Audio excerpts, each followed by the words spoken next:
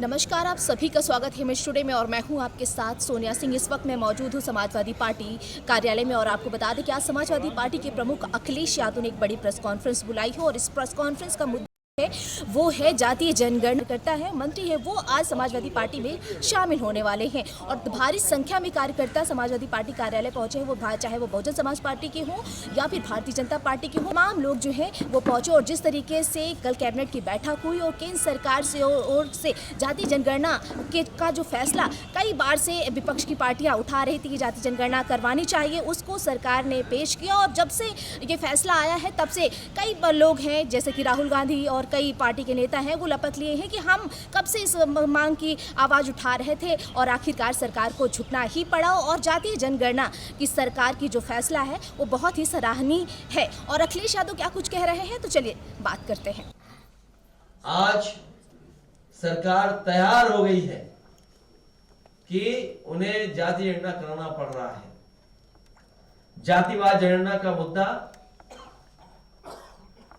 हमेशा बहुत जिम्मेदारी से समाजवादियों ने उठाया और आज हमें उम्मीद है कि इस जातीय जनगणना के माध्यम से जो पीढ़ी का दबाव है, बहुत सच्चे डाटा, सच्ची जानकारी मिल जाएगी। और अभी तो इससे आगे और कदम बढ़ने हैं।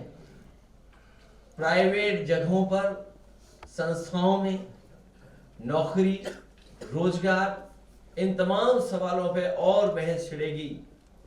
जो मकसद था इक्वलिटी एंड जस्टिस का, उस इक्वलिटी एंड जस्टिस में हम लोग और आगे बढ़ने का काम करेंगे।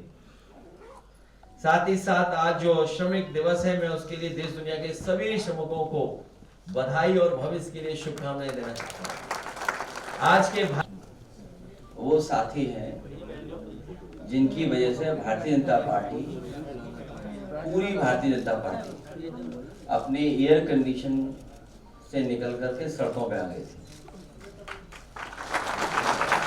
अभी जब लालचंद जी, गौतम जी से मेरी मुलाकात हुई है तो मैंने उन्हें समझाया है कि कभी भी भविष्य में इस तरह का कोई भी पोस्टर या कुछ, और उसके लिए अभी अध्यक्ष जी संदेश के लिए कहेंगे तो हमारे अरविंद समाजवादी पार्टी के पूर्व सांसद राज्यसभा के रहे, वो संदेश भी देंगे कार्यकर्ताओं को। इसलिए मैंने कहा है कि भविष्य में इस तरह की कोई काम न करें जिससे किसी को भी ठेस पहुंचे। हमने तो अपने कार्यकर्ताओं को समझा दिया। क्या भारतीय जनता पार्टी अपने बड़े से बड़े नेताओं को या और जो उनके नेता कार्यकर्ता उनको समझाओगे कि बाबा साहब भीमराव अम्बेडकर जी का या किसी भी महापुरुष का इस तरह का व्यवहार नहीं करेंगे।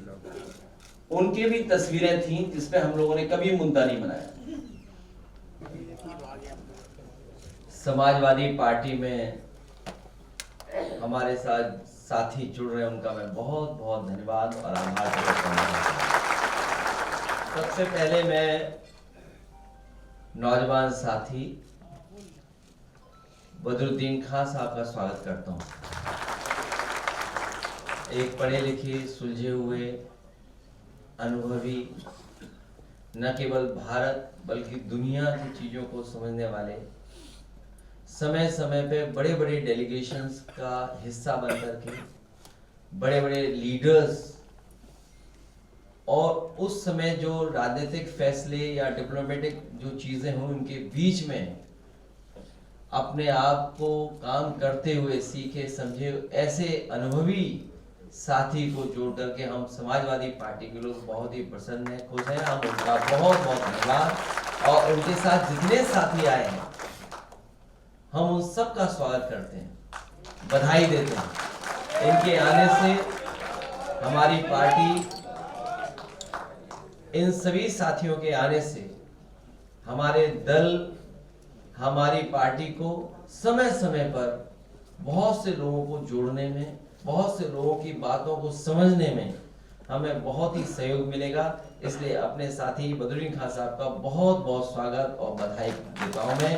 और मैं भरोसा दिलाता हूं जब भी समाजवादियों को मौका मिलेगा आपको बहुत सम्मान देने का काम हम लोग करेंगे।